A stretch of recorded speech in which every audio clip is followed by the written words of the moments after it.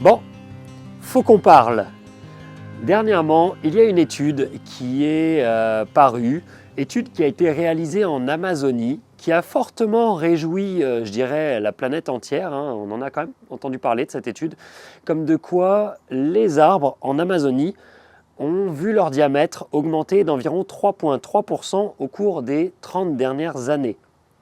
Alors, qui dit que le diamètre des arbres augmente dit potentiellement plus de stockage carbone, carbone qui est lui-même à l'origine de ce phénomène, puisque le carbone est un véritable boost pour les végétaux qui en ont absolument besoin pour réaliser leur photosynthèse, photosynthèse qui sert à la croissance des végétaux. Hurrah! Mais l'homme adore faire des généralités, c'est le propre de l'homme. Et effectivement, là, tout le monde s'est dit « Yes !» Les arbres vont stocker plus de carbone, donc on va pouvoir sauver l'humanité grâce aux arbres. Ben oui et non, parce qu'en fait on parle là de l'Amazonie. Alors l'Amazonie c'est un écosystème qui est propre à lui-même avec ses différences, son unicité. L'Amazonie, ce n'est pas les systèmes forestiers de l'Amérique du Nord, ce n'est pas la Chine, ce n'est pas l'Afrique, ce n'est pas la France, etc. C'est l'Amazonie. De plus, il ne faut pas oublier que le carbone, oui ok ça booste la croissance des plantes, sauf que le carbone c'est aussi ce qui est à l'origine des dérèglements climatiques sur Terre. Et donc qui dit dérèglement climatique dit entre autres sécheresse. Sécheresse ? Ouais, sécheresse. On est en 2025, il me semble qu'en 2025, parler de sécheresse ça parle à tout le monde. Alors moi je propose quelque chose. On se reparlera de l'Amazonie dans quelques années, ou plutôt quelques sécheresses, devrais-je dire. On verra bien d'ici là qui du carbone ou des sécheresses à répétition l'emportera. J'en sais rien, je ne suis pas devin, mais la réflexion mérite d'être entendue, plutôt que de se réjouir trop vite de tout ça. À côté de ça, d'autres études sont réalisées dans le monde, dans des contrées radicalement différentes. Le Nord. Et le Nord, on sait que c'est la partie de la planète qui se réchauffe le plus vite.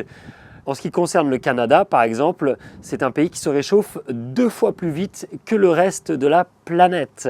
Alors, je disais, d'autres études ont été faites ici. Elles sont parues très récemment dans la Revue canadienne de recherche forestière. C'est paru en septembre dernier. Et cette étude indiquait qu'il y avait une très nette baisse de la croissance des arbres à travers tout le pays.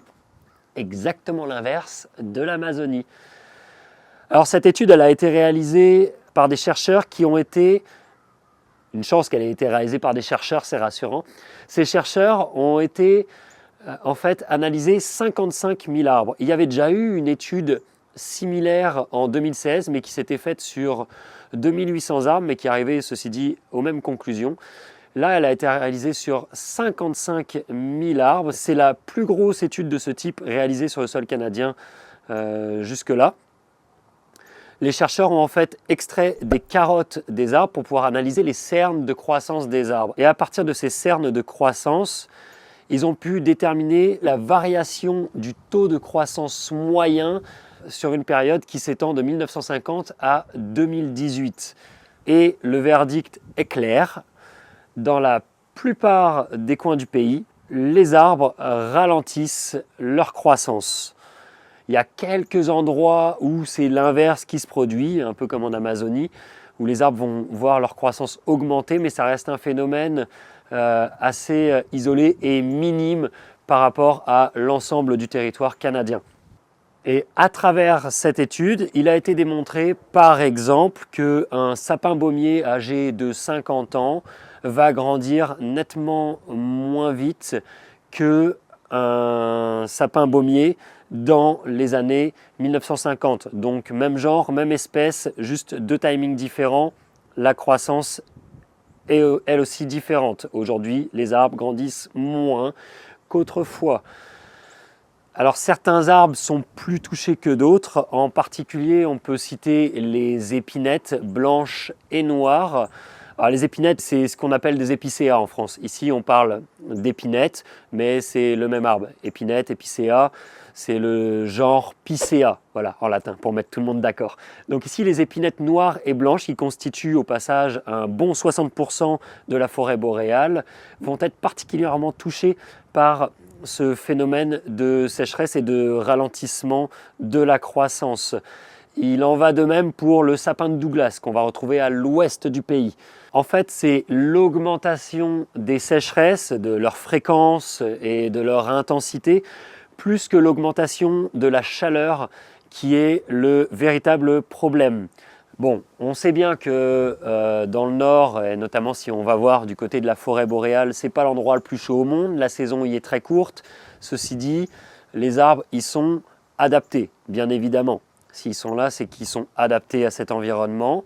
Le vrai problème, c'est le manque d'eau et quantité d'études l'attestent. Et là-dedans, tous les arbres ne vont pas réagir de la même manière. Il y a des arbres comme l'épinette noire, alors les conifères de façon générale, mais l'épinette noire encore plus que d'autres.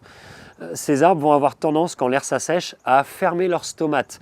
Les stomates, ce sont les pores respiratoires situés sur les feuilles des arbres, donc les aiguilles des conifères.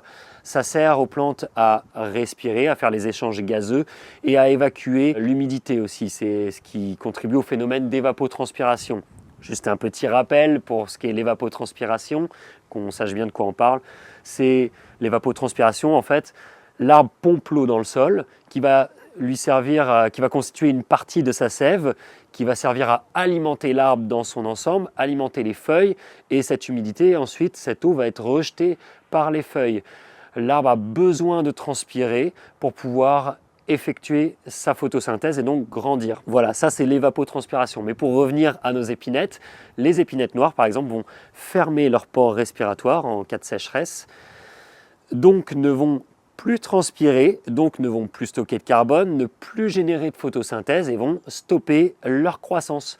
D'autres essences d'arbres vont réagir différemment. Certaines ont d'autres techniques, d'autres ont juste pas de technique, elles vont juste continuer à pomper l'eau dans le sol de plus en plus fort jusqu'à temps qu'il n'y en ait plus et qu'elles soient forcées d'arrêter leur croissance aussi. Et comme les arbres captent moins de CO2 qu'on ne pourrait l'espérer, ils sont aussi moins efficaces face au dérèglement climatique.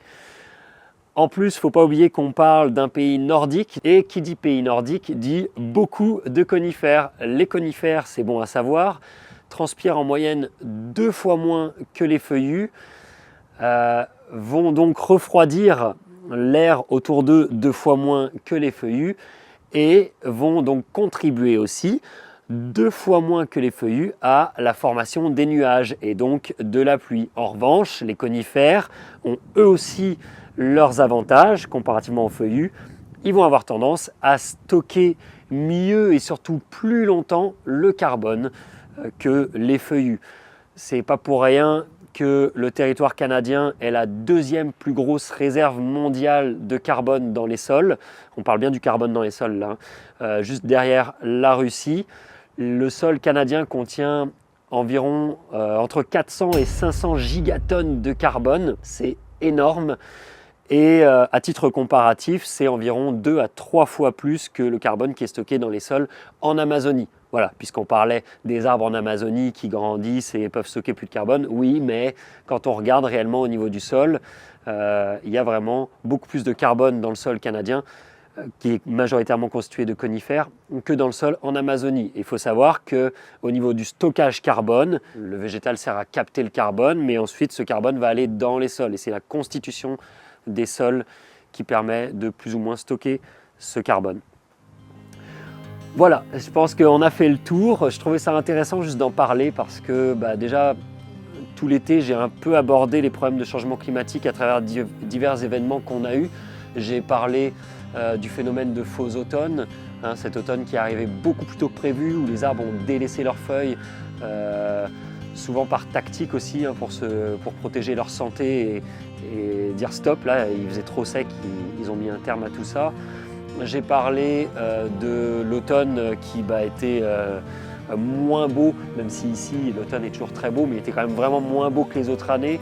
C'était quand même pas du tout à la hauteur. J'ai expliqué pourquoi, encore une fois, c'est dû aux sécheresses, au dérèglement climatique. Puis là, on voit cette étude passer.